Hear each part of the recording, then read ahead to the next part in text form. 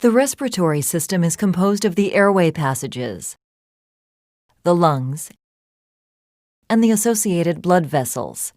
The purpose of the respiratory system is to provide for oxygen and carbon dioxide exchange between air and blood. Respiration consists of 3 distinct processes. Ventilation is the movement of air from the atmosphere into and out of the lungs.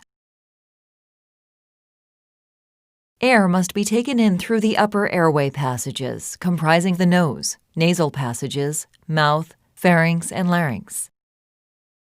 The air then proceeds from there into the lower airway, consisting of the trachea, the bronchi, and bronchioles of the lungs. The process of taking air in is called inspiration. Perfusion is the movement of blood through the lungs. Diffusion is the movement of gases between the roughly 1 million alveoli, or air-filled sacs within the lungs, and the capillaries that supply the alveoli. In diffusion, gases move across the alveolar capillary membrane. Oxygen moves from the air that is in the alveoli into the blood flowing through the pulmonary capillaries. Carbon dioxide passes from the blood into the alveoli. Completing the respiration process, the carbon dioxide is expelled through expiration. If respiration is impeded, gas exchange cannot occur. The body's supply of oxygen becomes insufficient for its needs, and carbon dioxide cannot be expelled from the blood. Asthma is a chronic reactive airway disorder characterized by increased resistance to airflow due to episodic airway obstruction. Asthma involves inflammation of the airways, bronchospasm, increased mucus secretion, and injury to the mucosal lining of the airways. Asthma can be characterized as extrinsic or intrinsic based on the factors that trigger the disorder. Extrinsic, atopic asthma is initiated by a type 1 hypersensitivity response to an extrinsic antigen. An antigen binds with a mast cell and causes mast cell degranulation with release of histamine, leukotrienes, interleukins, and prostaglandins, resulting in inflammation and bronchospasm. This airway inflammation in turn produces airway edema, epithelial injury, and impaired mucociliary function. Intrinsic, non-atopic asthma is initiated by diverse non-immune mechanisms. However, many people have overlapping symptoms. Intrinsic asthma is triggered by irritant receptors and vagal reflex. Intrinsic asthma is often triggered by viral infections, inhaled irritants, NSAIDs, sulfites, and emotional stress. Asthma usually has its onset in childhood or adolescence. However, adults may develop asthma without a previous history of the disease. Asthma arises from a complex interaction between heredity and environmental factors and manifests as acute attacks.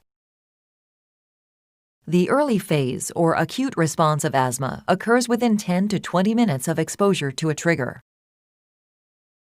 Mast cells, which in people with asthma are in a presensitized state, react to antigens and release histamine, leukotrienes, interleukins, and prostaglandins. With airborne antigens, the antigen binds to the mast cells on the mucosal surface of the airway.